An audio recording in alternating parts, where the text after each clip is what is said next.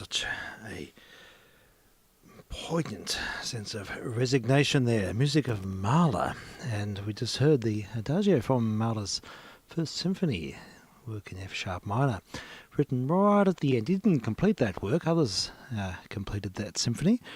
But how about that primeval scream about 3/4 of the way through? It was so... I got a fright. It was terrifying. Poor Mahler. I got a big fright. Yeah, he was wrestling with the existential cause. You know, he was wrestling with all of this, and then he came to a quiet place at the end, which I suppose is a good thing. Let's hope we all find a quiet place at the end. Oh, I hope so. Yes. It's going to be quiet after the end, isn't it? Yes, indeed. It's a long sleep. Thank you very much. Anyhow, so yeah, there we have it. The music of Mahler, the Symphony Number 10. I was listening to that in the hammock today, and I have to say, I've been sleeping and sleeping and sleeping. It's your body repairing. It seems to be the case. I'm feeling really good, really good. Everything's fine. Everything's sort of just feels okay. I've got my cold's gone, and really, I mean, this COVID thing was not much more than a cold. But a heavy cold, but there are a few lingering aspects, and I was Can be. yeah. As you know, different for different people. Oh, look, indeed it is, absolutely, and I've seen that in my own family. But yeah, I mean, the first couple of days are pretty dreadful, and then but what's happened is this sort of this strange sense of. I've been completely wasted, and I can't stay awake. I'm just sleeping all the time. And this is really unusual for me because I'm, usually have to be doing things. So, I'm a bit indignant about that, Frank. Well, just enjoy it. Let's soak it up. Yeah, I know, but I want to be doing things. It's your body telling you what it has to do. Yeah, I suppose it is. That's true. You're right. Anyhow, it'll all come together, I think. I get sleepy when I get really crook occasionally. Sure. Yeah. And the best thing is just to give into it insofar as you can. Yeah, so this is not normal for me. I just want to get over it and get on with things. Yeah, I know. And that's very much my default. So here I am having to resign myself and lay back and snooze and listen to Mahler. It's been good, though. It'd be worse. It's been great listening to Mahler. Yeah.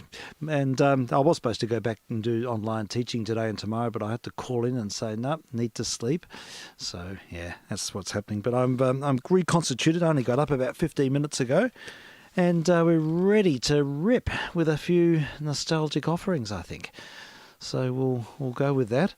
And I found a record which sort of does reflect the state of affairs. It's called Dreaming and Drifting. That's perfect. It's a good title, and it's a recording with George Olsen and his music. I think about 1927. This record, so we'll have to play it. I think it sort of reflects the. This is vk3jr or vk3sl. Yes, indeed. Let's hear George Olsen and his music.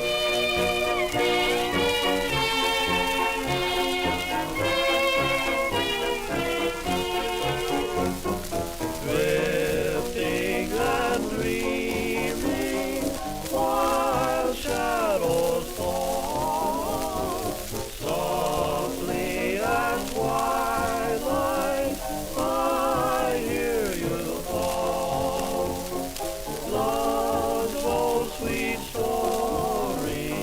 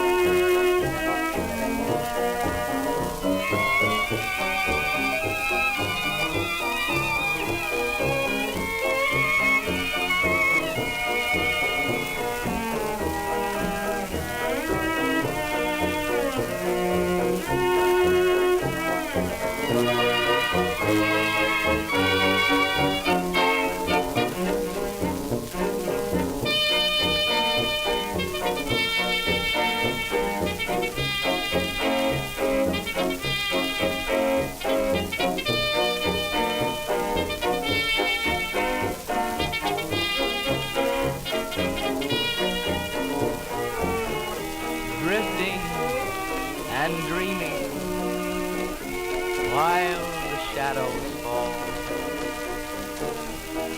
Softly, softly at twilight, I hear you call. It's just love's old sweet story, told with your eyes, drifting and dreaming. Ah, that's paradise.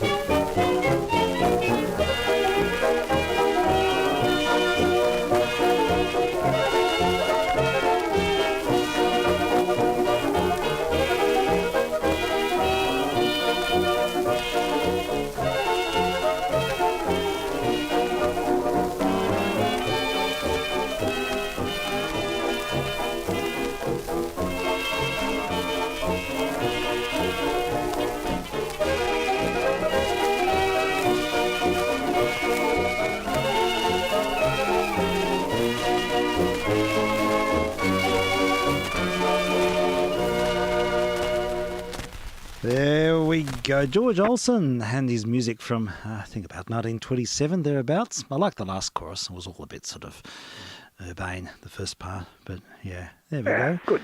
Bit of 20s 20s hot stuff. Well, it's not really hot stuff. I think the other side's better on this. I'll just have a look and see. Here we go. Oh, yeah, that was George Olsen. The other side's the one to play. Oh, this is a good track. It's EA 155, so that means it's 1926. That's pretty early. It's earlier than I thought. Okay, we'll have to hear the other side. It's My Cutie's Due at 222 today. Good afternoon. Hello there, Frank. How are Frank. you? How's it going? Very well. How are you? Oh, yeah, I'm picking up. Same. Yep. All good. And good to hear you, Frank. Yeah, your voice sounds better, Steve. Yeah. Oh, look, I'm certainly, I was just saying, in fact, the only thing is I sleep all day.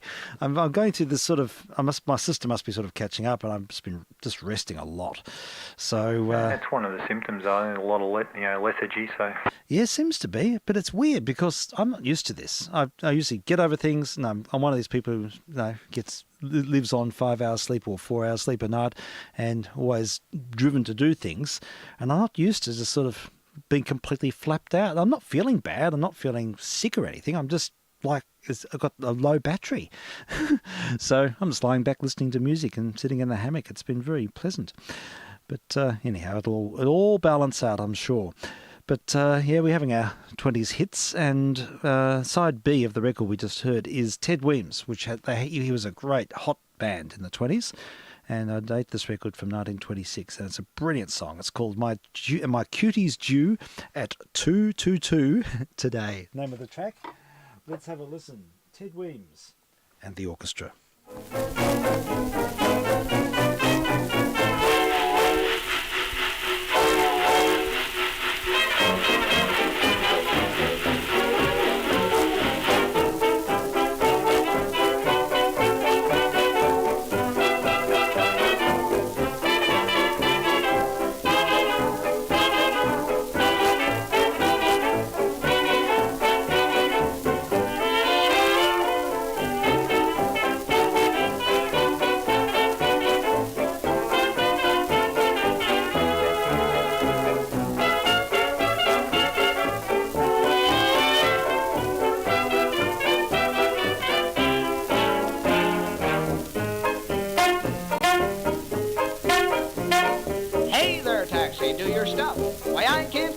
Fast enough. Take me to that train from way out west. Why, I'm just jumping in my shoes, 'cause there ain't no time to lose. Got a date, 1:58, with the one that I love best. My cutie's due at 222. She's coming through on a big choo-choo. She's been away for months, but I haven't cheated once. Stayed home nights, didn't dance, wasn't taking any chance. Didn't flirt, and though it hurt, just couldn't do my cutie dirt. My days were blue and my nights were black, but I just knew that she'd come back. For I love her and she loves me, and say, don't think there ain't no Santa Claus. I know darn well there is, because my cutie's due at 222 today.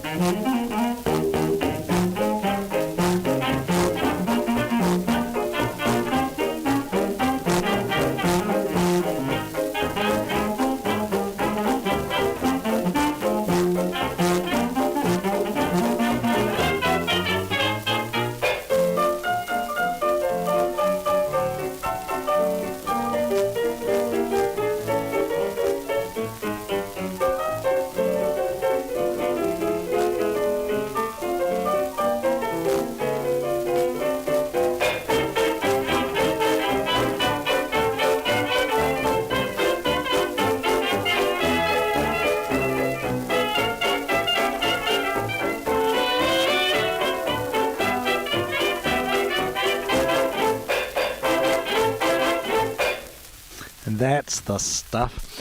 That's the 20s vibe that I like, full of syncopation and intrigue. So yes, Parker Gibbs was the vocalist with Ted Weems' band. They made a lot of records in the 20s, and they're all pretty hot. He had some great soloists in the orchestra, and that was good. That was quite a fun. I didn't realise that was on side B. An HMV 78, 1926, early EA catalogue. The EA catalogue started with Electric Records in August, I think, 25, thereabouts, and progressed from there. Yeah, anyhow, so Mr. OP, you still with us? Yeah. Yeah, so any news in your neck of the woods? Bits and pieces. Just starting on my, well, not quite a bit more than started, but on my new 160 metre antenna, hopefully. So, terrific. Lots of winding. Oh, yes, indeed. So, okay. yeah, lots of wire. But anyway, okay. Getting down and doing it by hand, so it just takes a bit of time, and the hands get tired, so you do a bit and have to give it a break. So you're making a coil, are you, an inductor? Just a helically wound whip, long whip. Yep. Good one. Kind of half wavelength of wire on essentially to approximate a quarter wave. Yes. The idea. Yep, fair enough. Lots of winding there. Is the spacing of the turns critical? Look, probably in a perfect world, but, given what you see on mobile helical whips, I mean, I'm just trying to fit the amount of turns on, within reason. So I'm on the top sections where it's quite thin, I'm trying to keep it to about the, 4 millimetres or wider space, and then as you get down to the bottom, open it out a bit. Yeah. I was just sort of talking in a general sense. I know you wouldn't be doing it with a micrometer or anything. But anyway, it'd be interesting to hear. Yeah, we'll look forward to getting updates for that. Yeah, anyway. Yeah, I'm keen to see how well it'll work. So yeah. I still think I'm probably going to need some sort of matching arrangement at the base, because, of course, I'm expecting it to be quite QE. And so, any transition of frequency is going to require a little bit of a retune, I think. Sure. I suppose the QEer the better, up to a point. Yeah, for noise and the like, potentially, yeah. So we'll see, and I'm going to sort of work out. I guess that the best thing is probably to get it to be on or close to the coffee net frequency down lower, and then just retune it for higher, I think. Yeah, sounds like a good idea.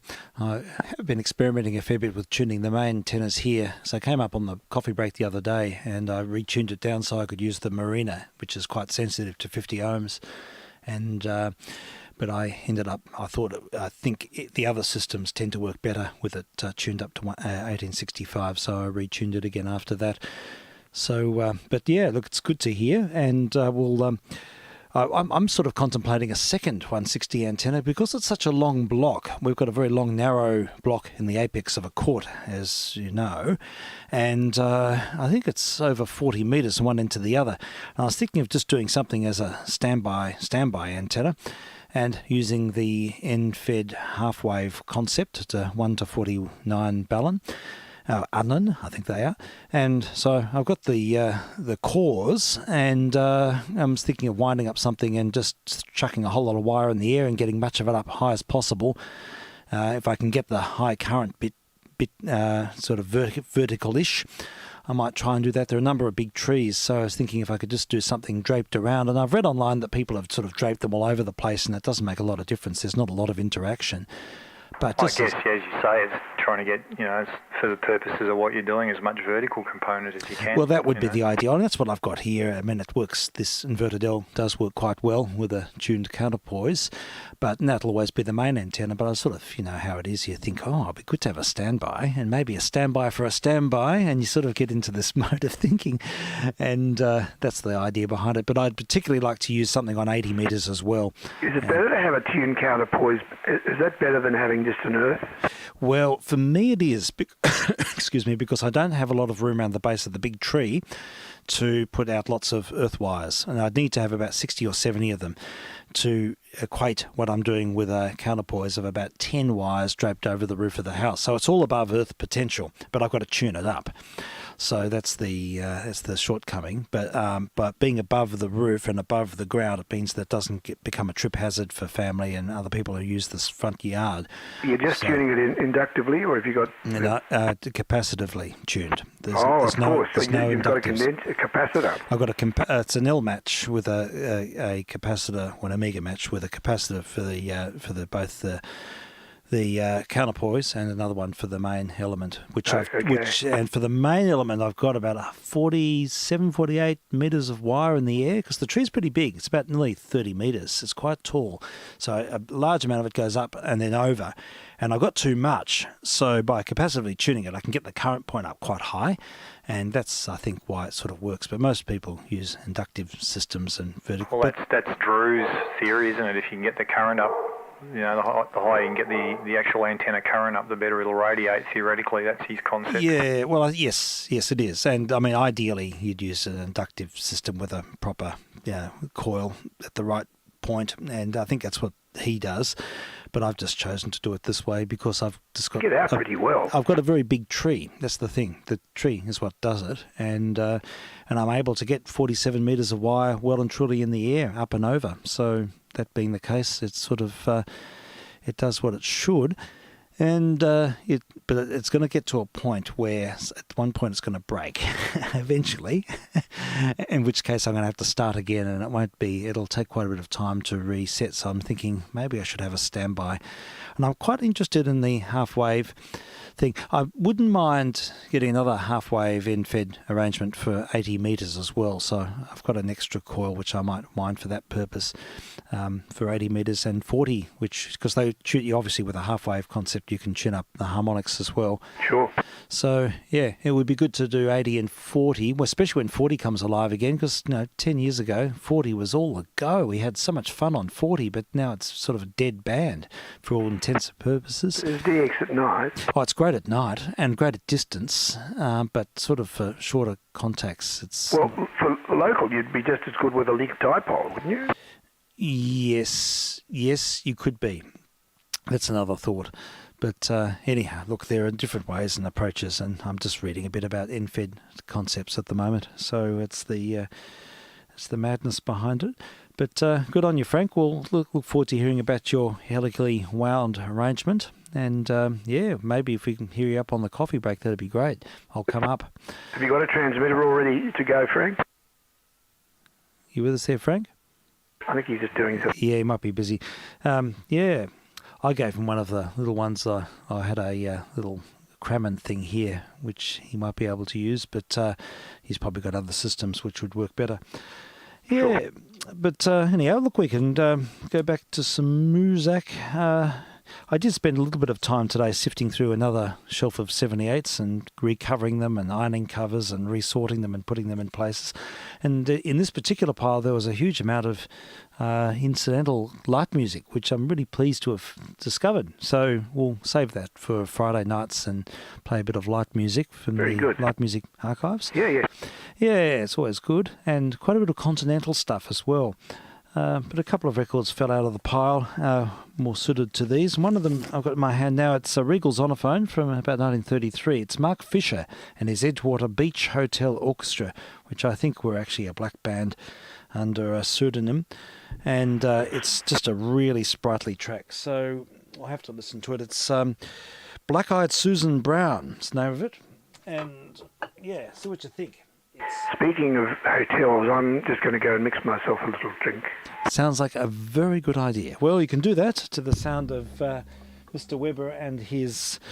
Mr. Fisher, and his Edgewater Beach Hotel Orchestra in 1933. vk3sl. Test missions.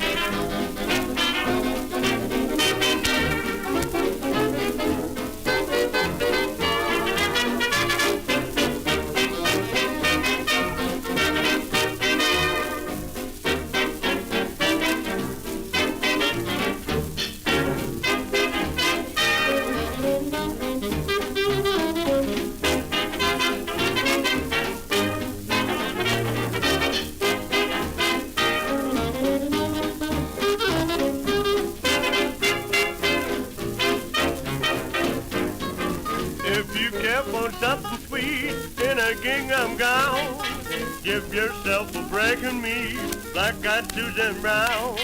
Who gives you that southern drawl when she comes around? Get you with that high old boy, black-eyed Susan Brown.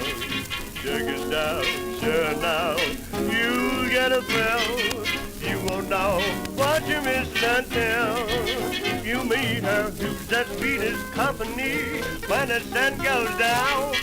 No one but that heavenly black-eyed Susan Brown.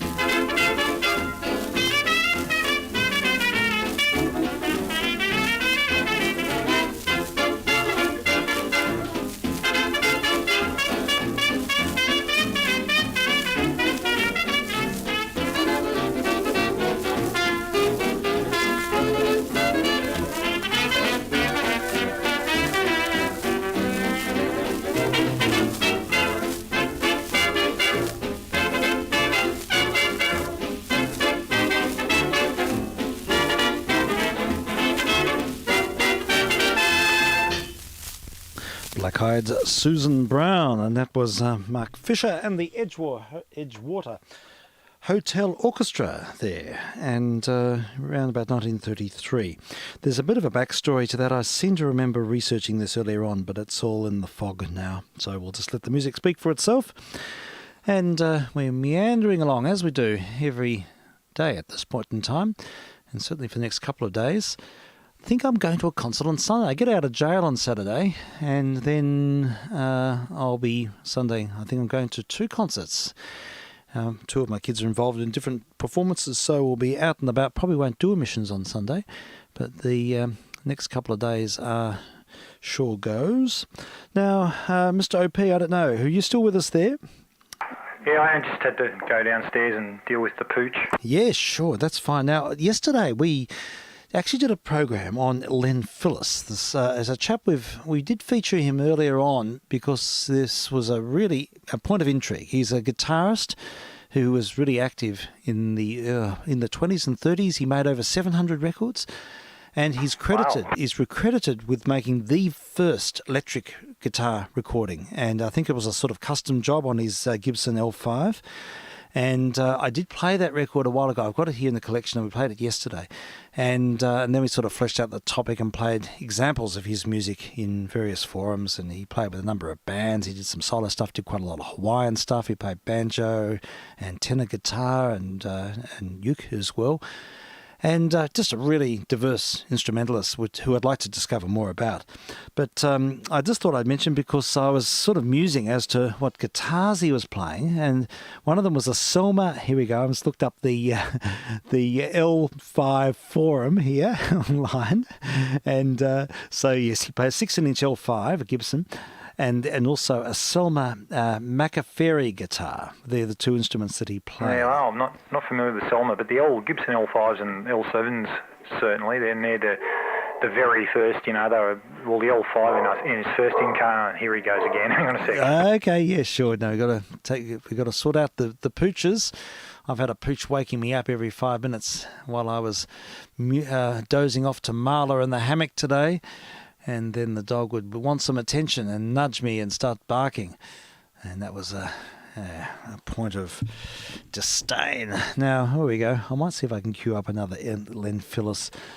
We can find a Mr. Phillis here, and we can play a bit more of him, maybe. There's another one here from 1931. I don't know what this is going to be like. This is Mr. Phillis and his orchestra. So while we wait for Frank to get sorted, we'll have a listen to a track called, what's it called? Mama something. Can't see it. Something about prohibition. Speakeasy. 1931. The music of Len Phillis. Queuing.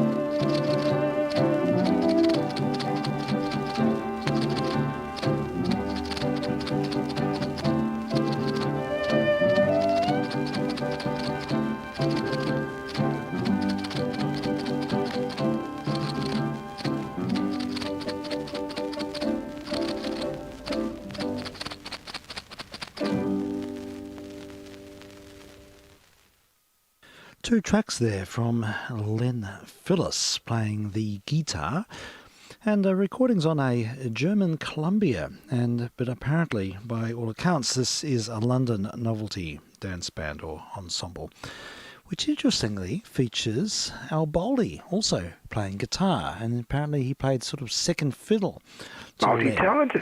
Yeah, so Al Bowley actually started off as a guitarist. I think he sort of moved into singing by default, and you see lots of pictures of him with the guitar, which is interesting from that time, and he kept playing as a guitarist in various bands, and in this instance in a small ensemble with Mr. Phillis.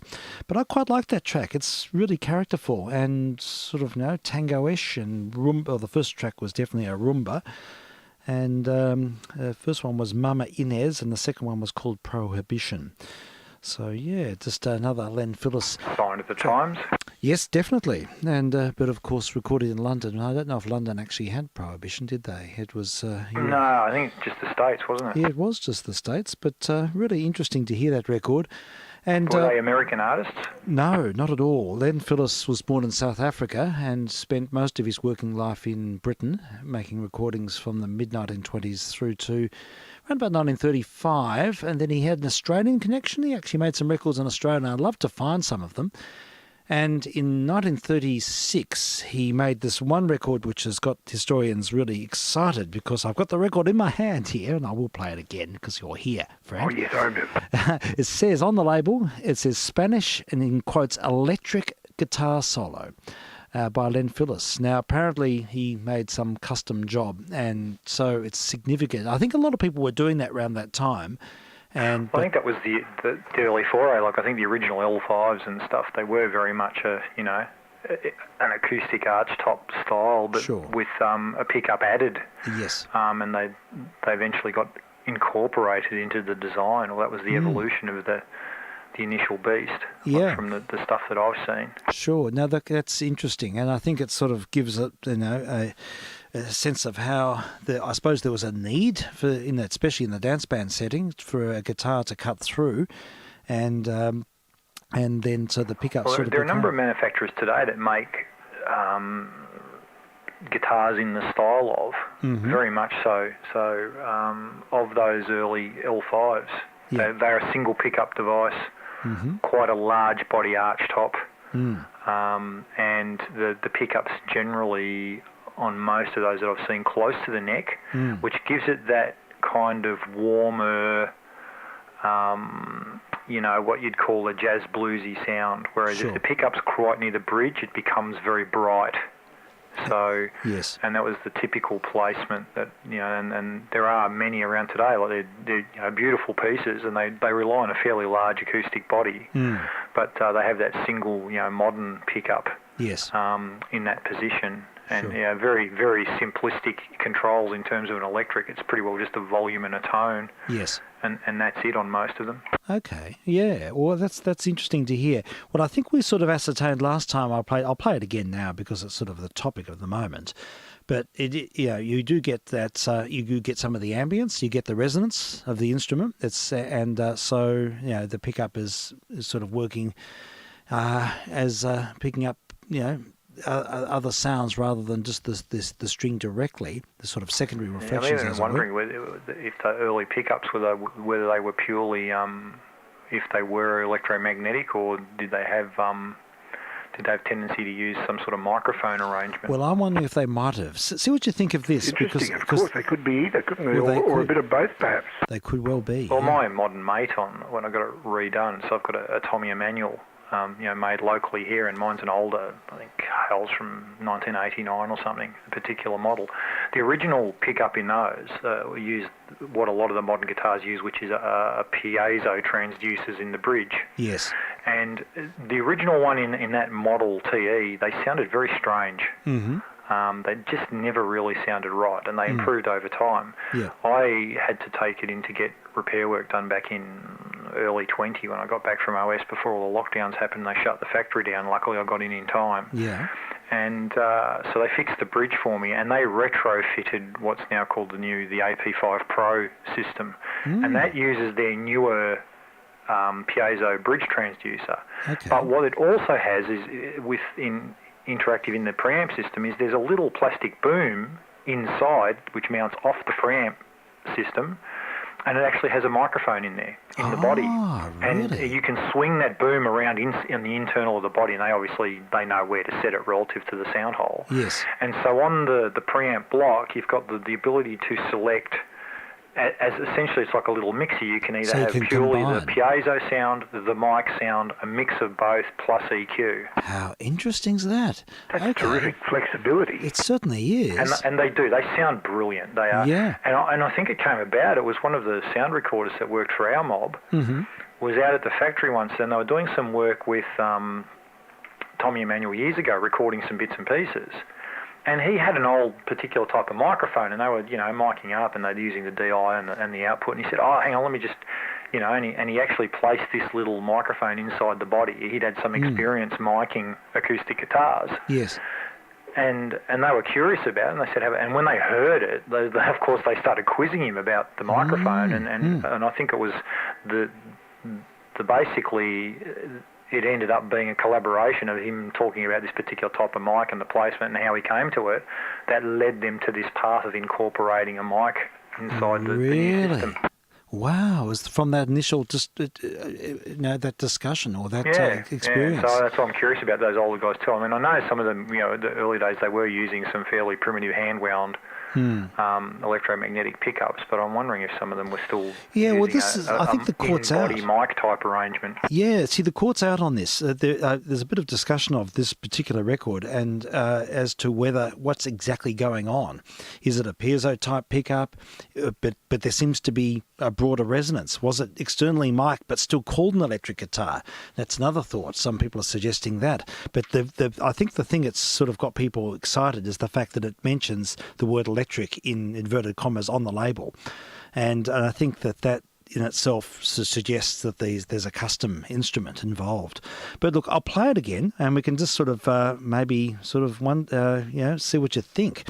It's a track called Dipsomania, and it's about Mr. Phyllis's affliction of overindulgence of a certain liquid substance. Go figure. Which I'm now partaking. And likewise.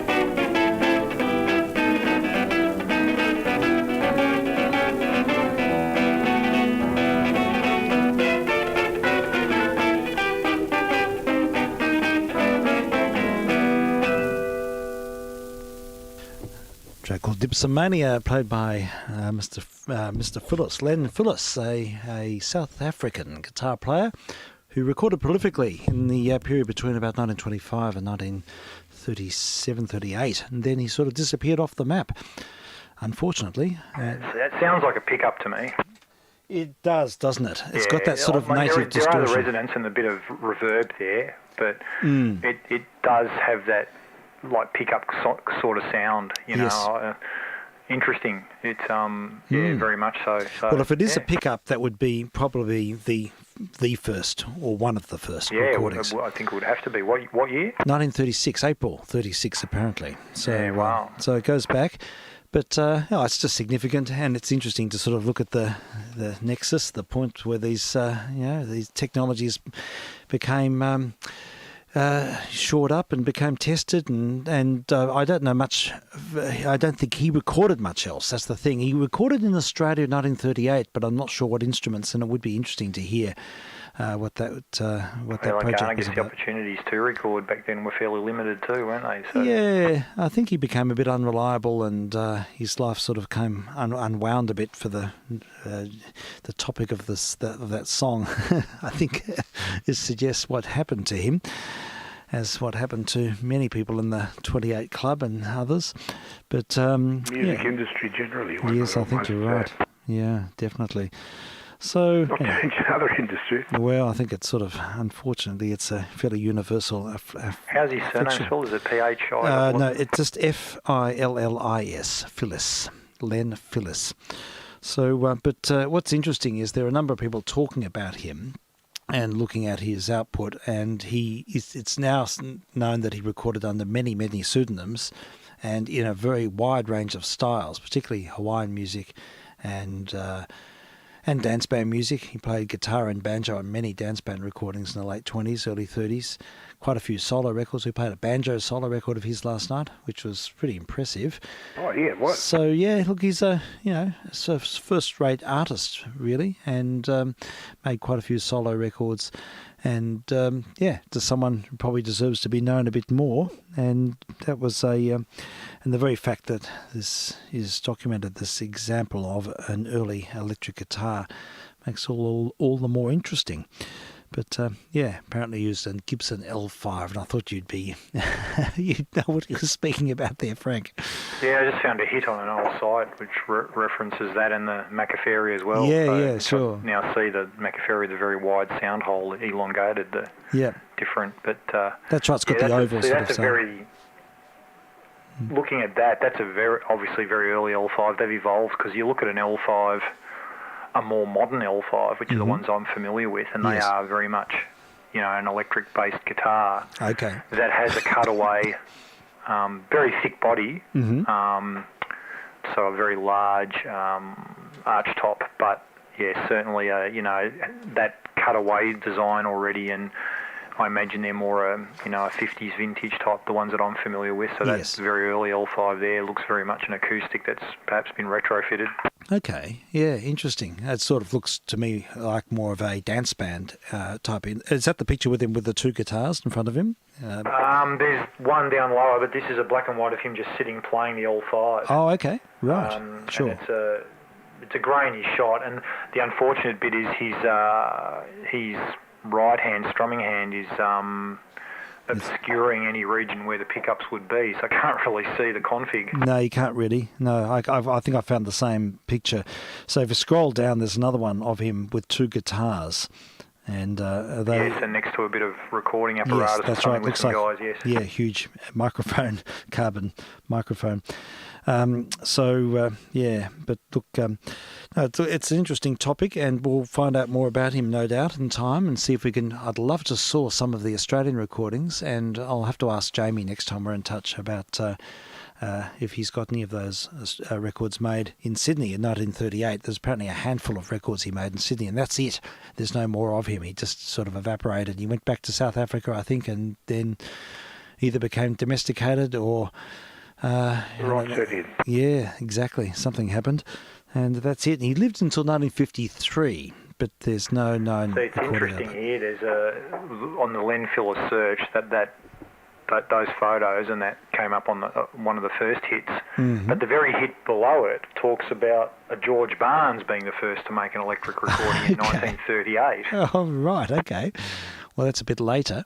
What about Charlie Christian and those boys? When were they operative? Yeah, that's a good point. Charlie Christian was certainly playing electric guitar, and I think it was a little bit later. It was sort of late 30s, early 40s. Yeah, okay. Yeah, because I think Charlie and Django Reinhardt and stuff, they were of that era, weren't they? A little later. And, well, Django was certainly doing his thing in the early 30s, but certainly not with an electric instrument. No, but he ended up there later on. And, he did. Yeah. Acoustic and 2 fingers. That's right. Incredible, isn't it? Yeah, only 2 fingers. He had a very good doco on him, which I wanted to send you, Steve, and I will, at U3A. Yes. I learned a great deal about him. Okay. I went from thinking that he was very good to realising he was a near genius. Oh, how about that? Oh, look, I'd like to see that. Or do send it on if you can find a link to it, and we might do a special on Django Reinhardt and the quintet of the Hot Club of France. Well worth. I'll send you the link anyway. Yeah, here's some of those early Stefan Grappelli recordings too. They're just marvellous. I mean, they're just such a great sounding group. That gypsy jazz phenomenon, which was a force to be reckoned with in Europe at that time. I've got another guitar record in my hand. I was sifting through 78s today. I've tried to, during this go to jail period, I've been pulling out shelves of records, and there's so much unsorted stuff here. And if I can sort them into broad categories, put them into covers so I can at least access them, because so many of the records have arrived. I mean, I'm dealing with the back catalogue, so I think I should set the record straight and explain what goes on here. I've always focused mainly on 20s hits. This is what I used to collect when I was young, and recordings of string players, violinists and cellists and pianists and chamber music, and some opera stuff. They were the things I focused on, but I'd often get given large quantities of 78s, which I put into crates and stored them under the house, or stored them in my parents' garage. There's thousands in my parents' garage. And they've sat there forever, and I haven't really even thought about the rest of the collection, not really knowing what's there. And, of course, in recent times, especially since lockdown times, I've been bringing a lot of those crates out and rediscovering them, and there's all manner of things there. It's been a really exciting process. I've sort of learnt a lot as we've gone along, and there's several thousand records, and they've been, really a fabulous journey.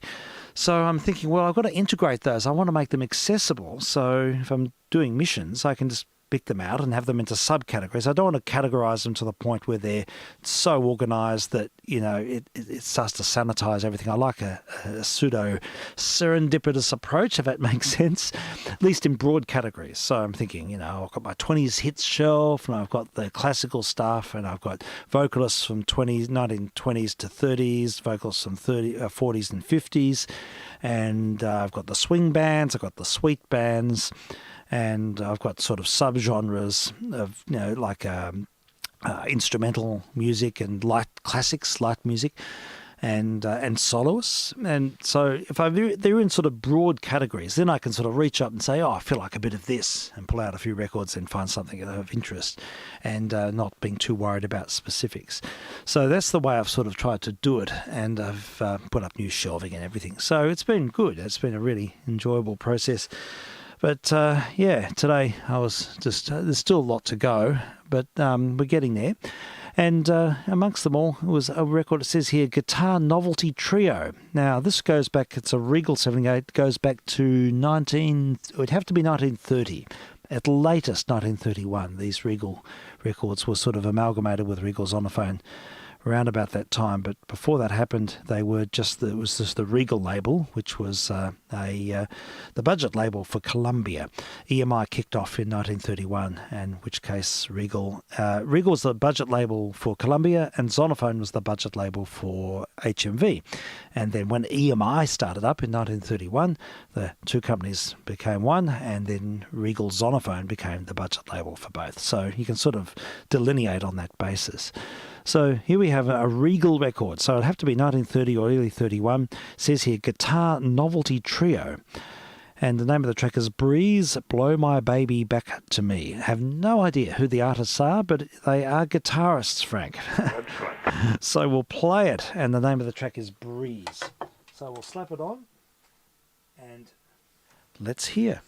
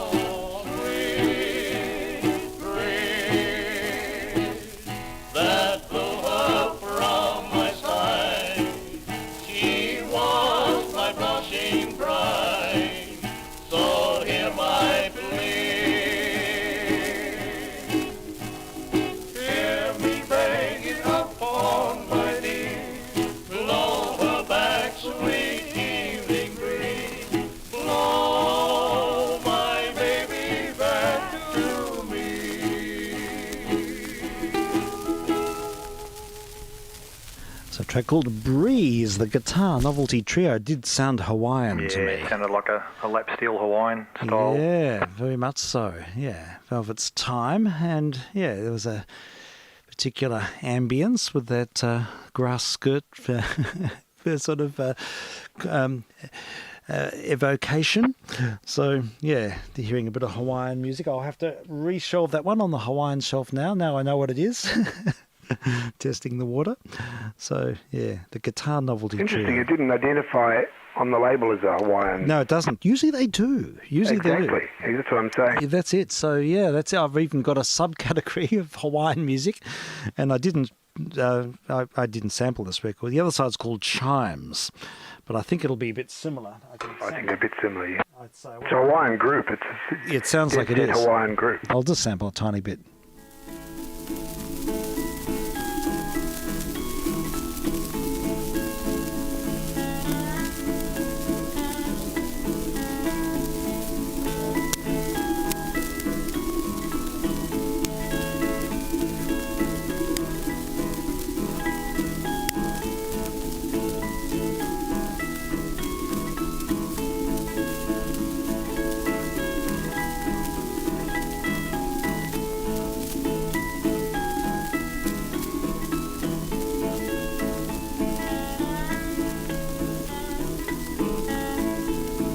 So, do you think, Frank, that the melody was played on the lap, in that instance? Yeah, and the little chimey type that sounds like harmonic picking. Yeah, it did actually. It does. So, would that be done on the lap as well? It could be, yeah. I mean, I guess, yeah, because that's just a fret relationship, Yeah. So they play with the hand over the top when they on the lap, don't they? They don't bring your hand Yeah, underneath. hand on top on the bar. Yes. But if you've basically got an open or even a fretted string, if you hit the right nodal relationship along that string, so as an example, half string length, Yes. third, and what you do is you damp the string at that point with one finger and pluck, and depending on where you pluck relative, you can introduce different overtones as well. Ah. You introduce harmonics or pinch harmonics. Right, like artificial harmonics, Yes, perhaps. yes. So How about it happens on a guitar. Yes. Standard, you've got one obviously at 12th fret, which is half string length. Yes. But you've also got fairly standard, easy to pick ones at 5th fret and 7th fret. Yes. And then the converse going up the other way at 17th fret and 19th fret Very- location and further up as well. Yeah. Right, okay, that's fascinating. It's great to hear. Yes, this seems to be rich with harmonics. There's lots of sort of picking and ringing, isn't there? Yeah, it Yeah. sounds very much like harmonic picking. Fascinating stuff. So, and three artists. I know you get my acoustic around the corner and just do that here and show you. Yeah, please do. Yeah, if you can bring it up to That'd be great. you bring it up to the mic, I'd really like you to do that. That'd be good. So we'll fade out of the guitar novelty trio from 1930, and we'll put that on the Hawaiian shelf while Frank gets his guitar, and we'll have the harmonics explained. That'd be great. So let me just make sure that you can hear it. Yep. I'm still in drop D, but okay.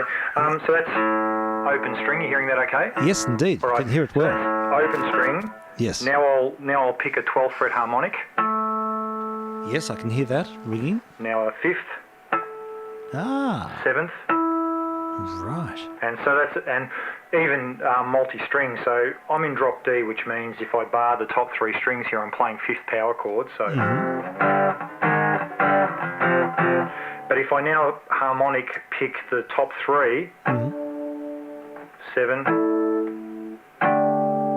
Ah, So it has, you can hear that overtone structure can. and the ring. You can and hear there the are ring. methods too. You'll see really good players do what's called a harmonic fret tapping, where they'll be fretting a string at a particular fret, yes. and then the hand that's fretting, they can bring in and basically partly mute the string even closer to the other hand, Yes. and then they will tap or pick the string at an appropriate point and introduce what's called a pinch harmonic as well. So this is all independent of frets, of course.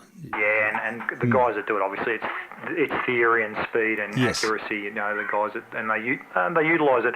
A guy that utilised that stuff a lot was Eddie Van Halen. Ah, right, okay. Okay. Fascinating stuff. That's great. Oh, thank you for My son was illustrating. crazy about Eddie. Yeah. Okay. I should have to generate a show on him. He's please quite do. an innovator. Please do. That would be most interesting. That was great. So, yeah, it was good to get an introduction. You can certainly hear the ring. You can hear the, the resonance. And, yeah, look, the whole notion of artificial harmonics it's a complex technique. It's certainly The trick is what you do is where the harmonic occurs. So here for 12th fret, you touch the string lightly with the pad of your finger rather than hard fret it there. Yes.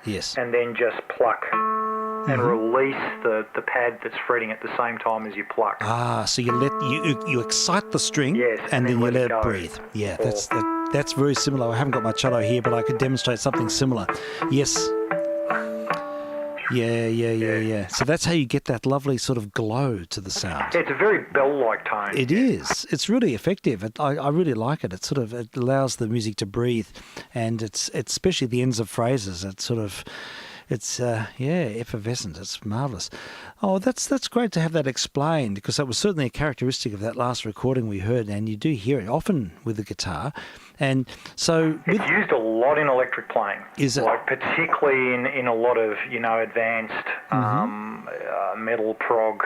Yep. A lot of those guitarists use a lot of harmonic pinching and picking. Sure.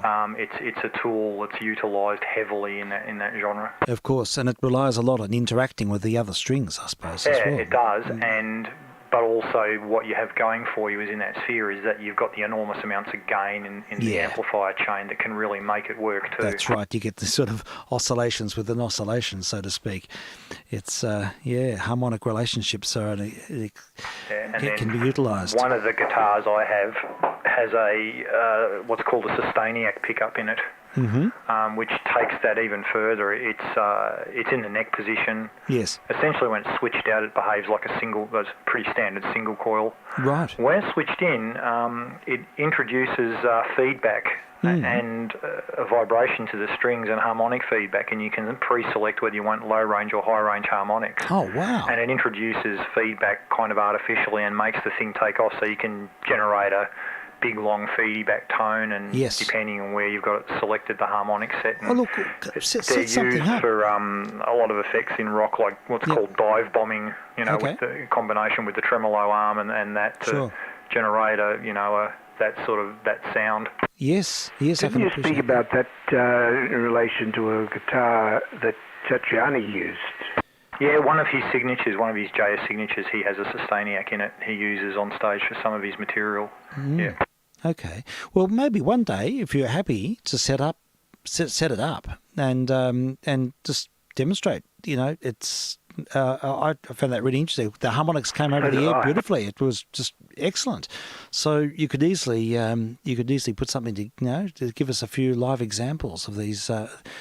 And I could bring out I haven't got my cello with me here, but I can, potentially bring it out and we can explore these concepts. Yeah, well, I guess enrich the conversation. Same would apply on the cello, obviously you pluck it, Oh, look, very much so. Harmonics are everything. I mean, we tune to harmonics and we use artificial harmonics a lot, and a lot of extended techniques. Well, that's a common guitar tuning method too, because a guitar is tuned predominantly in fifths, apart from that one string where it goes fourth. But and so you can fret fifth fret on A string and open the next string. Yes. Apart from that one odd string relationship from the G to the B string, but what you also do the other way is using picked harmonics. Is you use fifth and seventh fret harmonics on the adjacent strings to tune on harmonics, and it also means that you can pluck the harmonics and then tune without having to fret. So it leaves your hands freer, and I think it gives you a more accurate tune because you're listening to the higher end and you can pick the errors a bit better. It tunes your ear in. I get my students to tune up that way because using a tuner is all good, but you get rather lazy using a tuner. And using the harmonics to tune up, you really hear the way the resonances link. Yeah, I still like using a tuner to get myself on concert pitch all the time. Look, likewise, I do it. I use it all the time. Like here, the fifth and seventh on this thing, so going would be. Yeah, and you can hear they're slightly off. Yes. That beat note. Yes, indeed. Not much, but yeah. So you can hear that. Yeah, and that's a fifth and seventh fret harmonic on the guitar. Wow, there we go. Across two strings. How about that? So yeah, look, it's a really interesting way to work, and I find that sometimes if I tune up with harmonics, by the time it gets to the lower string, I've got to make them slightly sharp. there's a degree of compensation that's needed as well. It's just Okay, I wonder, is that because of the intonation set up on the instrument? Yeah, it's see, even temperament is requires certain stretching of intervals as well. So Okay. yeah, harmonics will give you an absolute link. Well, it's one of the things you do for setting up the intonation on a guitar is you look at the open tuning of the string and then you go down to 12th fret, half string length, and Yes. look to see whether the string's still in tune. And on a lot of the electrics, the setup for that is that you've got a movable bridge saddle, and on some guitars they're in pairs, Yes. but on a lot of higher end guitars they are single, so that what you can do is actually adjust the bridge and a string position if you like, so you can tweak the string length to set the intonation up. Yes, that's right. Yeah. There are all sorts of little micro adjustments that can be made to for a particular aesthetic. I heard that in tuning a piano, you have to tune the upper strings, upper octaves slightly high to help cope with the equal temperament. Yeah, there are so many anomalies. Piano tuners understand the dark art of finding that intrinsic balance. Yeah, I have a close friend who's a tuner. I must ask him about Yes, please do. I'd be most interested to hear. In fact, if you ever have him around, it'd be great to. Yeah, we could possibly do that. That would be a really interesting. He's also a conversation. guitarist. Oh wow! Well, maybe we could have a turf talk. That'd be just terrific. That's right. I'd really value that. Even if we did it with Zoom or something as well. Yeah, we'll see what we can do. Yeah, it would be good because the whole topic intrigues me no end. The business of tuning and temperaments and. Back in a second, phone call here. Oh, okay, sure, no worries. Yeah, so that was great. Oh, I'm thrilled that we got. This is a potential whole new thing opening up. Yeah, look, I think so. I'd like it to develop this way because I think live music examples. It really sets the scene. And it demonstrates So much more interesting, isn't it? what really? it is, and it's we're dealing with education, and it's Well, that's what we're on about. and certainly is what we're on about, and I find it all deeply educative and involving. It's good. Well, while Mr. OP takes his phone call, I've just dived into another pile of coverless records, and here's a 50s hit. It's Eddie Howard and his orchestra with Eddie Howard and the trio and Skirts. Now, I seem to think this is another one of those sort of, I think it's very much the 50s overblown hype, but I think it might be another track that sort of looks at, alludes to social trends perhaps. Probably not quite as poignant as the one we heard the other day about picking a chicken, but this one's called Skirts, and I think it is about fashion and about gender and, read between the lines. All understood. Oh, skirts, I said you skirts, you're the big attraction to me. Oh, skirts, you flimsy skirts, that's about all that you can see. Down around your ankles, up to your knees, or up, when along comes a breeze. Oh, skirts, I said you skirts, you're the big attraction to me.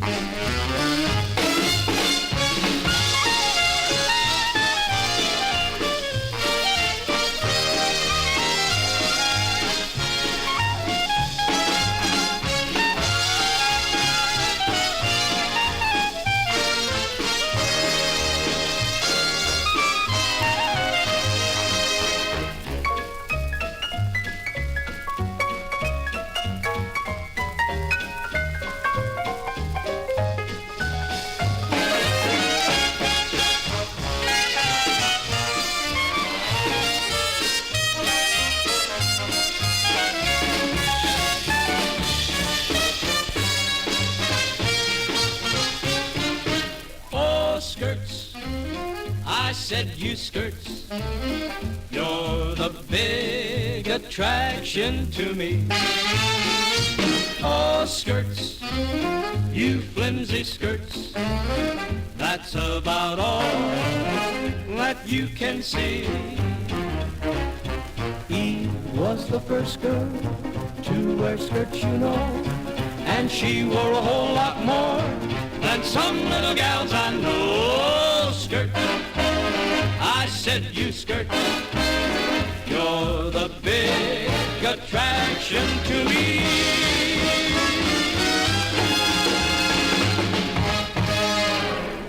Oh, there we go. And yeah, reminds me of schoolboy jokes about ladders and women's stockings and things, but we won't go there. We won't go there. This is a family program. So there we have it. Eddie Howard and the band. And What year would that have been? oh, I don't know, early 50s, I think. What's the other? Yeah, it sounds 50s. It does. Oh, here we go. Oh, the other side's good. I remember this record. I had this in my collection when I was a kid. I remember playing this on my little gramophone when I was a 10-year-old. Oh, we'll have to play this one. I had no idea what it meant. But I think you might know this one, this side too. I think Skirts was side B. Let's have a listen to this. vk3sl testing. Bimbo, bimbo, Oh, of bimbo, course. bimbo, bimbo, bimbo, where you gonna go, yo? Bimbo, bimbo, what you gonna do, yo? Bimbo, bimbo, does your mommy know that you're going down the road to see a little girlie, oh? Now Bimbo is my little boy, he's got a million friends, and every time he passes by, they all invite him in. He'll clap his hands and sing and dance, talk his baby talk. With the hole in his pants and his knees are sticking out, he's just big enough to walk. Bimbo, bimbo, where you gonna go, yo? Bimbo, bimbo, what you gonna do, yo? Bimbo, bimbo, does your mommy know that you're going down the road to see a little girlie, yo?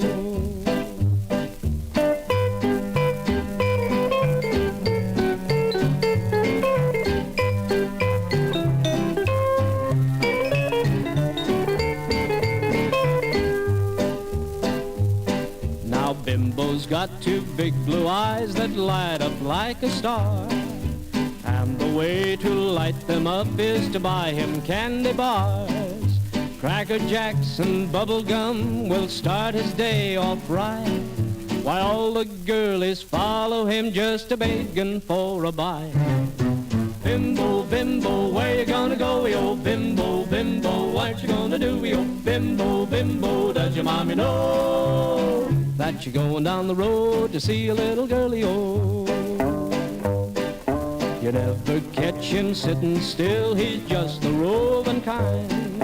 Although he's just a little boy, he's got a grown-up mind. He's always got a shaggy dog a-pulling at his clothes, and everybody calls to him as down the street he goes. Bimbo, bimbo, where you gonna go, yo? Bimbo, bimbo, what you gonna do, yo? Bimbo, bimbo, does your mommy know that you're going down the road to see a little girlie, yo? Bimbo, bimbo, bimbo, bimbo, bimbo, bimbo, bimbo, bimbo, bimbo, bimbo, bimbo. Well, there we go. That was a hit, wasn't it, Frank? I think you might... would you remember when that one came out? So the big hit was by Pee Wee King. Oh, really? Okay. So this is a cover. Okay, a cover by Mr. Howard, Eddie Howard. Very well, actually. Yeah, it was a good bit of fun. Yeah, on a Esquire Mercury 78. And that one must have been, well, possibly was in the original batch that I had when I was a kiddly-wink. Definitely. They're good fun, aren't they? Yeah. Yeah, this one here. So, back again. Oh, you're back again. Great. Now, just an example, if you wanted to listen to something, it's Yeah. more of an acoustic sounding, but Eddie Van Halen doing it. If you look up on YouTube, Yeah, tell me. there's one track that he has that's probably really synonymous for it. It's off, I think it's off Van Halen 2, the second album. Oh, cool. And it's called Spanish Fly. Oh, yes. Yeah, so yes. it's flamenco-esque in it. Spanish Fly. and Eddie Van Halen, Spanish Fly, Van Halen 2 on YouTube. You should find it. Yeah. And that'll be a really good example of that harmonic tapping particularly the way that he does it and what he Sure. brought to it. It's quite a short track. It's only a minute. Yeah. Yeah, okay. All right, then. I'll just do the proverbial cue up. Spanish Fly used to be a drug. My cello teacher used to tell me stories of old Berlin because he was studying in Berlin in the 1920s. And I'd have a 4-hour lesson. We'd play music for about an hour, and I'd sit and hear these amazing tales of life in Berlin in the late 20s, early 30s. And he was a great storyteller. You wish you had a tape recorder, don't you? I wish I did. I don't know if his wife would have been happy if I did, because he would tell me about all of his his liaisons. He was in his 80s, but his heart was in his teens still. He had the same... A free spirit. He was a really free spirit. And he'd tell me about all of his liaisons he had, and they used to use Spanish Fly, which is like I suppose it was like a form of female Viagra or something. It was supposed to be. It was the, such thing of choice in those days. Yes, indeed. If you could get it. If you can get it, but he... Yes, and I'm sure in Eddie's case, because he did experiment with things, that was very much the title would have been a double entendre as well, I'm sure. I expect it would have been. Well, let's hear what he does with a good dose of Spanish Fly. We're cued. We're ready to go. VK3sl testing.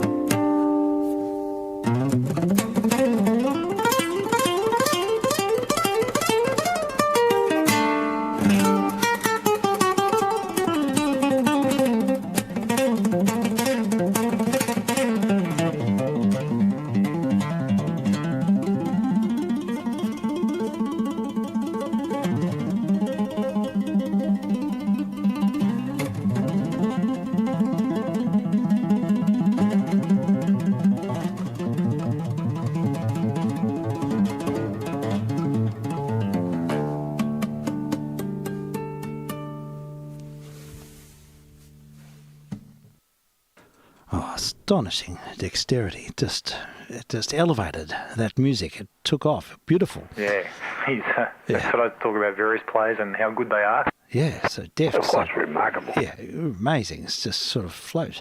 And that was early in his career. That was the second album. So Really? that's back probably 80s.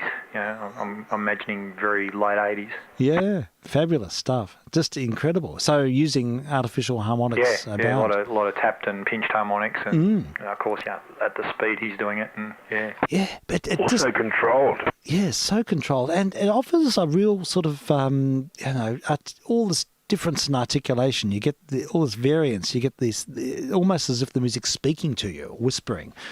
And that's what he was renowned for. He's a self-admitted user of substances with alcohol, but Right. as he always said, in a very personal way. Yes. He wasn't. He said, I don't like getting high with a whole bunch of people. He said, what I do is tend to, like, we're on tour, Yeah. I'll go back to my room and I'll have a drink and some substance, and he then experiments with the guitar whilst he's doing that. Okay. That was his thing. Sure. And he was also a huge modifier of the guitar. So he was the guy that in his first guitar, the one with all the stripes, the famous one, on it, Yeah. was known as Frankie, because it was essentially, he called it a Frankenstrat, because it was a Frankenstein Stratocaster. And it was the birth of the genre of these new guitars called the Super Strats. So they're based on a Stratocaster because of the nice playability of that body. Yes. But they were just certain things they wanted. They wanted better pickup switching, pickup arrangements, a better setup neck, faster action. And so he was routing holes in guitars and putting pickups in weird places and all sorts of switching, and he was renowned for switching pickups on and off really quickly to generate sounds. And It's intriguing. I mean, I suppose you'd sort of come to a point of diminishing returns with that sort of thing. and I think he found his sweet spots. Yeah. And there's now a company, manufacturer of guitars and amps called EVH after him. They're his signature series, and basically the guitar that he ended up playing in his later years essentially is the signature, and it's named after his son. It's called the EVH Wolfgang. Oh my goodness! And it's still on sale today. And his son plays bass and played bass in the band in its last incarnation, and that was for a while there, he was producing that style of guitar with I think it was Ernie Ball Music Man Company. making the customs, and that was essentially the evolution of all of his experimentation, and he got down to the point, right, these are the things I want in a guitar. That's really interesting. Obviously just a really keen experimenter, and that's what happens when you transcend the instrument. You want to reinvent it's also it. how he came to it, is that both he and his brother Alex, and when they emigrated from the Netherlands when they were quite young, were taught classical piano when they were young. And basically they started playing around at home once they'd moved into, I think they were into LA pretty well straight away. Yeah. They were playing around at home, and Eddie was playing drums, and Alex, his brother, was playing guitar. Okay. And that they were, stuffing around with various incarnations of band and trying out things for a while. Mm-hmm. And then he came home one day, he heard Alex had jumped on the drums and was playing something, and Eddie went, "Oh, I could never play them like that. That's it, they're yours." And he picked up the guitar, and he instantly gelled with the guitar. Oh, how about that? That's amazing. Yeah, well, people have an intuition sometimes about what they know is going to work, and he obviously found his place early on. So what's his sort of timeline? Is he still doing things? Is he still around? He passed away. Oh, did he? About 18 months ago, cancer. That's sad. Throat cancer, tongue throat cancer. Oh, that's a tragedy. It was, very much, because he's in his, very late 50s, early 60s, or maybe early 60s. That's sad. Pretty big catalogue, though, of albums with Van Halen and a body of work. I mean, as an example, the one that shocked a lot of Van Halen fans is he did the guitar solo for Michael Jackson's Beat It. Oh, did he? And unknown to everyone else at the time. He just got in contact with them, and he said, and it was interesting, Michael Jackson's comments about the guy too, is that he came in, Eddie had a look at what he wanted, fiddled around, and he said, "Can you leave this with me, and you're happy for me to make changes?" And Michael said, "Yeah, sure, play away." And so he took it away, played with it, and came back, and he said, "Look, I've changed a bit," and he played that, and what do you think? And Michael goes, "It's perfect. Don't touch it." Right. Okay. That's how it evolved. Amazing. Sounds like he was sort of a quiet contemplator. He's someone who was able to sort of retreat and find their voice. How about that? Oh, we'll definitely, let's line up a program on Eddie Van Halen. And, we've got a few programs lined up, don't we, really? We've got, who's next? Who's the next cab off the rank? I'm playing with the idea for a Jeff Beck one. Yeah, I've that's got a bit right. of work to do, and I had another idea too, so yes. I'm kind of putting together. So okay, please. I must have gone to Pooch's singing at me. I think I need to take him out. So that's all fine. One of those evenings, I'm getting things happening all over the place. No, look, I understand. No, it sounds great. It is. It's really exciting stuff. So yeah, definitely keep the ideas coming and formulate some playlists and things, and we'll just run with it. It'll be great. So thanks for that, Frank. Yay. All right. That was brilliant, wasn't it? That track, just amazing colours in the sound and articulations. That gives almost a synesthetic response for me. When I hear really wide range of articulation and different harmonics and ambience, I can almost taste the music, It's like that. It evokes something that's beyond my normal sensory experience. So there we go. Well, back to the 78s, back to the batch, and I've got a recording here of Judy Garland. I haven't played any Judy Garland before, but it's got a big crack in it, so I don't know how it'll play. We'll give it a go. She's singing here that old Black Magic. It's from the film The Star Spangled Rhythm. I think this is probably one of her 1940s films, early 50s perhaps. But we'll see if it works. I should play it before it completely breaks in half. But it's a Decca 78. We'll put it through the noise processor, so hopefully we won't hear too much of the crack.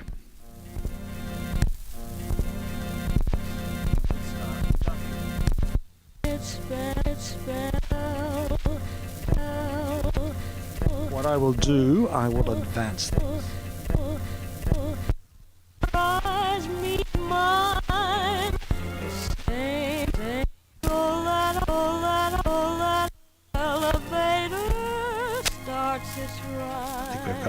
And down I go, round and round I go, like a leaf that's caught in the tide. I should stay away, but what can I do? hear your name and I'm aflame with such a burning desire that only your kiss can put out the fire. For you're the lover I have waited for, the mate that fate had me created for, and every time your lips meet mine, darling, down and down I go, round and round I go, in a spin, loving the spin I'm in, under that old black magic called love.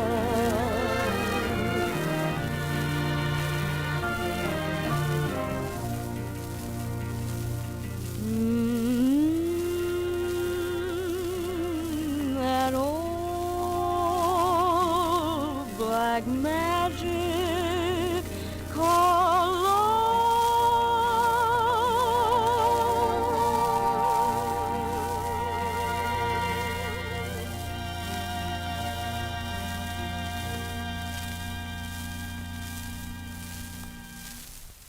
We got there in the end. That's Judy Garland singing a bit of a chestnut, the old black magic. Which reminds me that there is another version of that song. Are you aware, Frank, of the Eckstein? Yes, there's a good Billy Eckstein one, but there's also another one by Keely Smith and Louis Prima.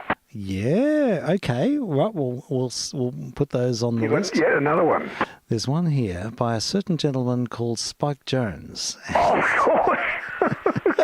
And he's I was giving you the serious version. Yeah, well, we could play the serious version, but there is a video film here of Mr. Jones, and it's there are several versions. In fact, I've got the 78. I've not even heard this. Oh, this is crazy! It's mad. He's completely. I would expect nothing less. Yeah, he's got to be heard to be believed. Let's have a listen.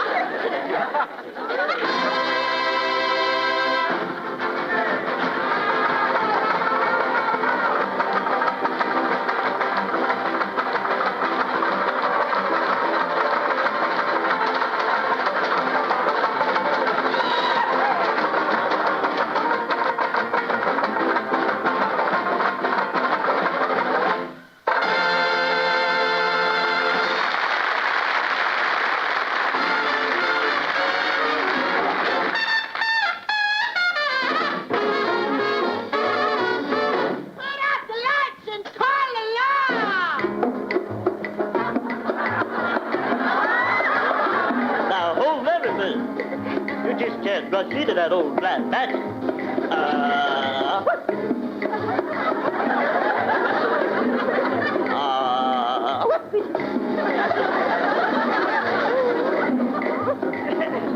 That old black magic, it's spell. That old black magic, weeps so wild. I see things on the down by the fire. Same old wheat grass when your eyes meet mine. All right, you guys, that same old jingle, inside, and then that elevator starts its slide. Down, down I go, all around I go, like a leaf that's caught in a tide. I could stay away, but what could I do?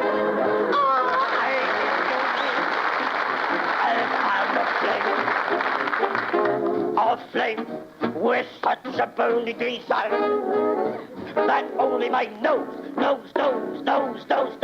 can put out the fire.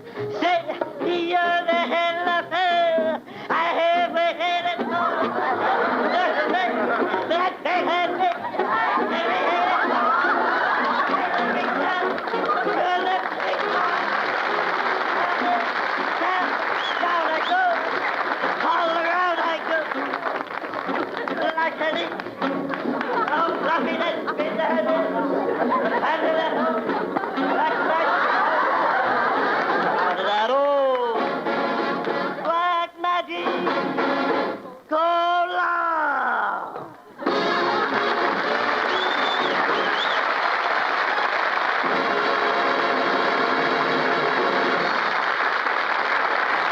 Okay, that was Spike Jones and his City Slickers, a TV special there with Billy Barty doing all sorts of crazy stuff on stage. Billy Barty was about 2 feet tall, and he was mimicking a number of artists there. And Jimmy Cagney, Jimmy Durante. Yes, that's right. I don't know who the last one was. Yeah. It wasn't the version I thought it was going to be, actually, because there's another version with Spike Jones, but I think I've probably had enough Spike Jones for the moment. But we can, we'll dial them up again. We'll hear some more. Oh, look up. Why not? We could do it again. We can do it. We can play another one. This is the official recording, and this is the one I thought it was going to be. And that was the TV special, and everyone's just going crazy.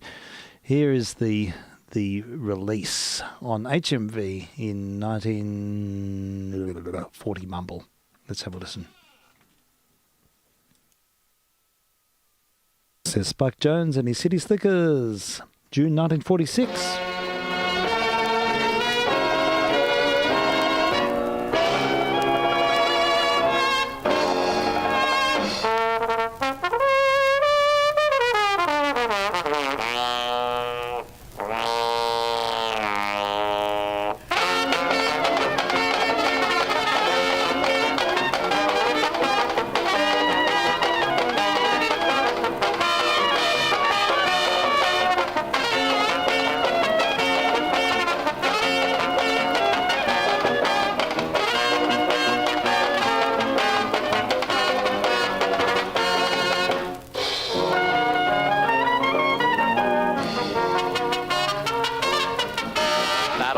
Magic has me in its spell. That old black magic that you weave so well. Those icy fingers up and down my spine. The same old witchcraft when your eyes meet mine. The same old tingle that I feel inside.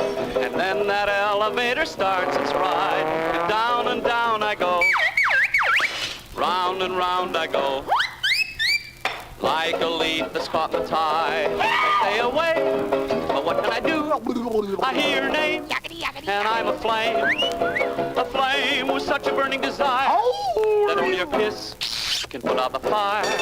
For you're the lover I've been waiting for, the mate that fate had me created for. And every time your lips meet mine, darling, down and down I go. Round and round I go. In a spin, loving the spin I'm in, under that old black magic called love.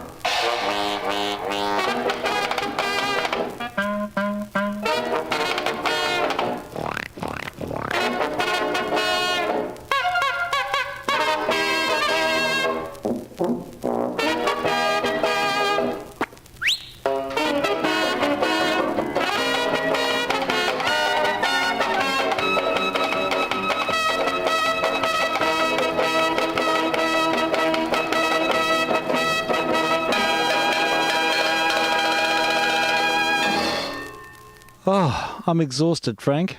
That's I need a blood transfusion after that. There we have it. Spike Jones and his City Slickers and their rendition of that old black magic. Take 2. Never heard that. Yeah, it's crazy stuff, is that? They're just so... Must be a lot of Spike Jones I haven't heard, actually. Yeah, there's a few of them around. In fact, I discovered quite a handful today, so we'll sort of pepper them between various places. Excellent. But they're so high octane, aren't they? Oh, now, totally. I've just had dinner delivery. This is all very civilised. You're being waited on again, aren't I am you? being waited on. This is just so luxurious. Just enjoy it. I know. I feel guilty. No, I don't feel guilty. I'm quite comfortable with this new situation. You need it. Yeah, I know. Well, so I've got dinner. It's just been handed to me. I've got a nice quiche. It's been cooked. I think it's William's done it, I think, today, because the girls are out at choir practice. So there we go. That's what's happening. Now, I will have to wind it so I can have my dins. Of course. Well, I should go and have mine. Yeah, and we'll be back tomorrow. But look, I did find something interesting today, and this is an 10-inch LP from probably 1950s, probably late 1950s, and it's called Fred Astaire's Cavalcade of Dance, as taught by the Fred Astaire Dance Studios, But what's interesting is this 10-inch record is played by Paul Whiteman and his new Palais Royal back in the Orchestra. late 50s? Yeah, so Paul Whiteman would be in his 70s here. And so he was still going strong, and he was making records in the 50s. So we'll hear Paul Whiteman in his later guys, and there's a picture of Fred Astaire who's looking a lot older on the cover as well. But strictly for dancing, I'd say this is sort of dance music. But we have Beer Barrel Polka, Put Your Little Foot Right Out. Everyone's doing it now. Texas Tommy Swing, Too Much Mustard, Grizzly Bear, Balling the Jack, then Gozo, Max 6, and Night of Gladness, Charleston, and Black Bottom. Haha, we heard those yesterday. All Black Bottom, and Put Your Little Foot Out will be the Hokey Pokey. Yeah, not quite. Junkin. No? Junkin is the last one on the thing, but yeah. Okay. They're all very hokey pokey-esque, I think. Why not? They are. So thanks, Frank. It's been a great session. And Thank you, Stephen. And Mr. OP, if you're still there, thank you. Yeah, it's been good fun. And we'll be back again tomorrow. I think everything is sort of moving in the right direction. And Coming we'll through very well tonight, Stephen. No problem. Excellent. All right. Let's continue now with the music of Paul Whiteman and his orchestra. And this is the late Paul Whiteman playing dance favourites. And thank you for listening in. Thank you to listeners. And we'll look forward to your company tomorrow. Cheers, Frank. Okay. Cheers, Steve. VK3JR going to listening.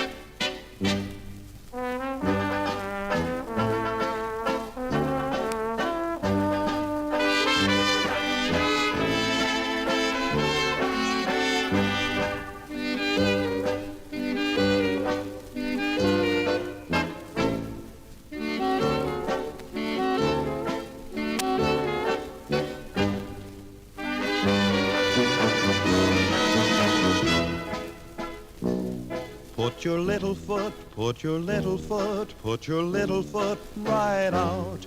Put your little foot, put your little foot, put your little foot right out.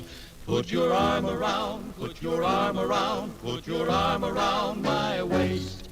Keep your arm around, keep your arm around, keep your arm around my waist.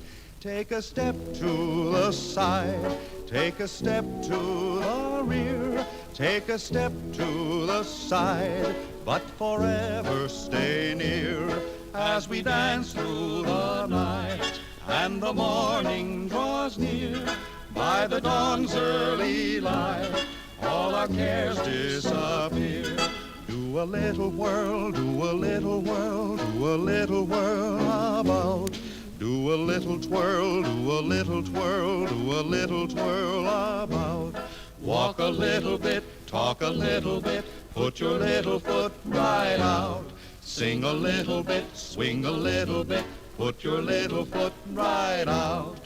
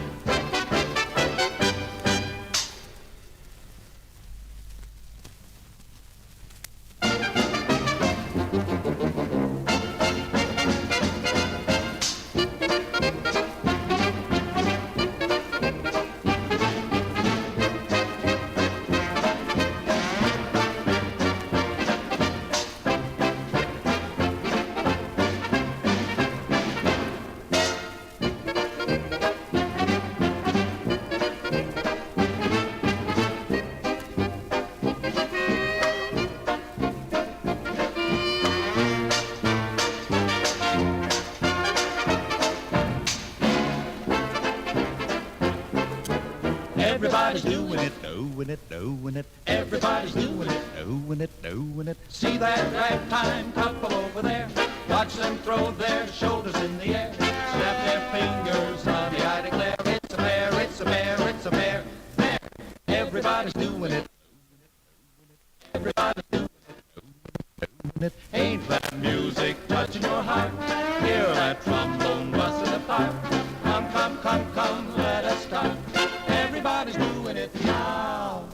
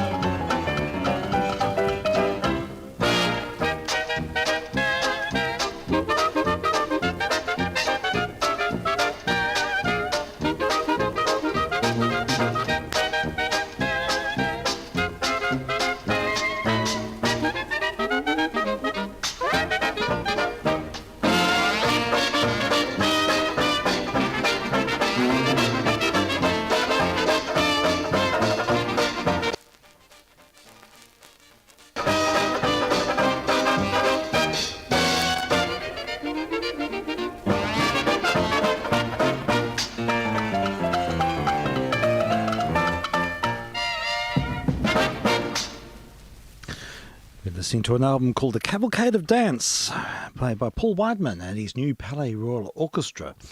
And this is for Fred Astaire's Dance Studios, apparently. That's what it says on the label. It's a choral record, a 10-inch LP from the 1950s. Sorry about the little intermittencies there. I'm dancing around the room while eating my dinner and getting in the way of various leads. Might have to do a few checks. But we will turn the record over. It's very warped, but it's playable. And we'll hear side B. Starts with Ball and the Jack. I'm vk3sl, testing.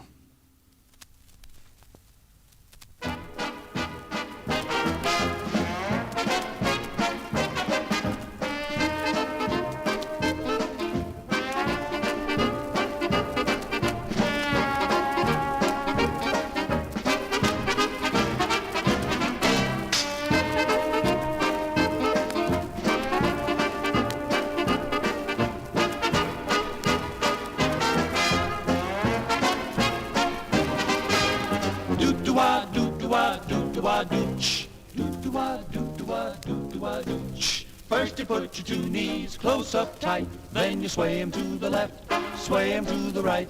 Step around the floor kinda nice and light, then you twist around with all your might. Stretch your loving arms straight out in space, then you do the eagle rock with style and grace. Swing your foot way around, then bring it back. That's what I call ballin' the jack. First, you take your time, you hold your baby tight. Don't get out of line, you go from left to right. Step around the floor, you do it nice and light.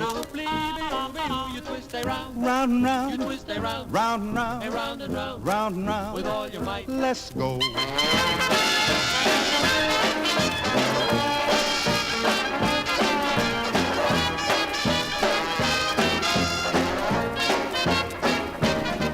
Everybody, start ballin' the jack. Everybody, start crawling for ballin' the jack. Everybody, start swaying from left to the right. Then you twist around with all your might. Stretch your loving arms straight out in space. Then you do the eagle rock with style and grace. Swing your foot way around, then bring it back. Please be careful, she might crack. That's what I call ballin' the jack. It's being done in cabarets. Everyone has got the praise. Let's do it. Ballin' the jack, jack, jack, jack, jack. Ballin' the jack.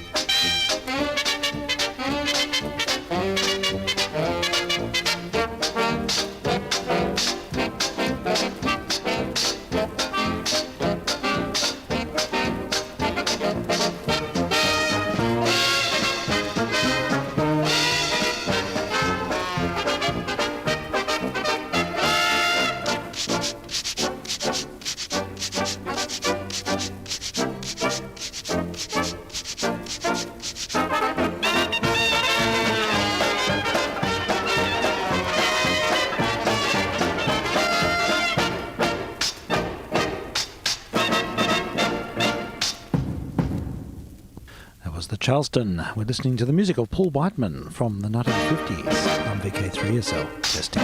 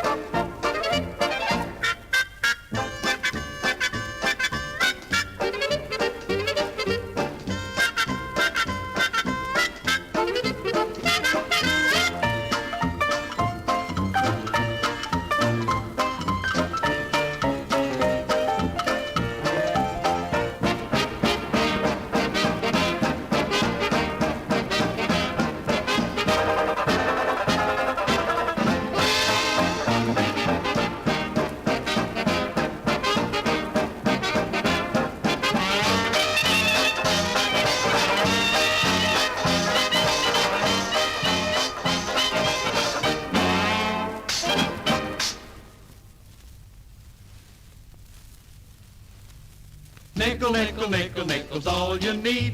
Nickel, nickel, nickel, nickel, yes indeed. Jukin', anyone can do it. Jukin', really nothing to it. Get your money, grab your honey and swing. For a dime you will find that you can have a jamboree just jukin'. Try it out and see it's up to date.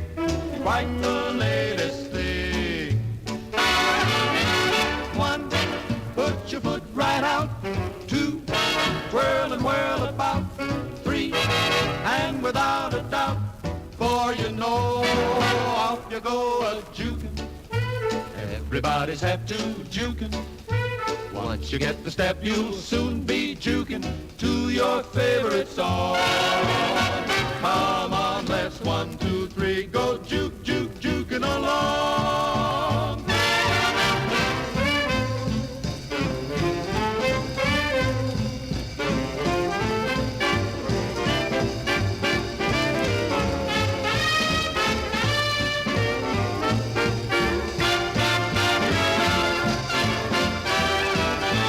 Nickel, nickel, nickel, nickel's all you need.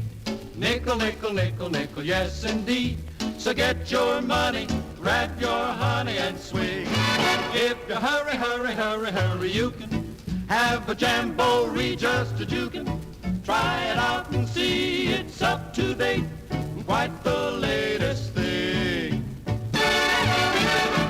One, put your foot right out. 1, 2, whirl about. 1, 2, 3, without a doubt. For you know, off you go a-jukin'. Everybody's have to jukin'. Once you get the step, you'll soon be jukin'. You'll soon be jukin'. You'll soon be jukin' to your favorite song.